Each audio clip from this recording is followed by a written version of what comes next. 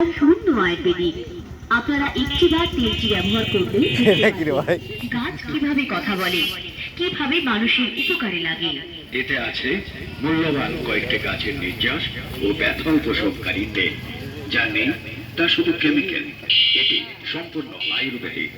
এই আয়ুর্বেদিক তেলটি যদি একবার আপনার ব্যথার জায়গায় লাগান, তাহলে কয়েক মিনিটের মধ্যে আপনার ব্যথা বলে কিছু ছিল ভুলে যাবেন।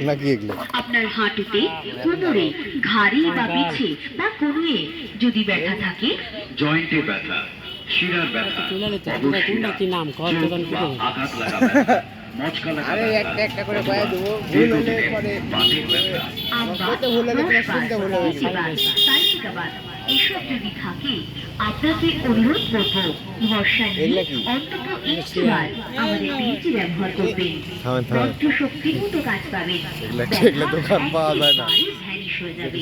ব্যথার কারণে আপনি কোর্ট কাছারি, কলেজ, এক নাগারে 15 মিনিট কাজ করা আপনার পক্ষে কঠিন হয়ে দাঁড়াচ্ছে।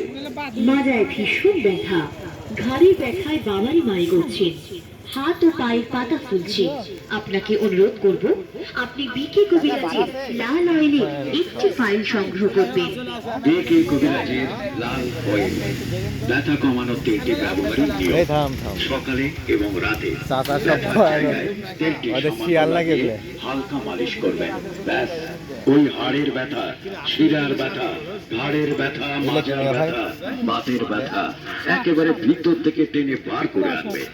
ব্যথা ভ্যানিশ করে দেবে। এত শক্তি, এত ক্ষমতা এই বিকে কবিরাজের লাল অয়েল তেলটির। তবে নকল হইতে সাবধান, কেনার সময় চোখ কান খোলা রাখবেন। বিকে কবিরাজের আসল লাল অয়েল তেল চিনে জেনে বুঝে তবেই কিনবেন, নইলে কাজ পাবেন না। প্রস্তুতকারক বিকে কবিরাজ। প্রোডাক্টের নাম লাল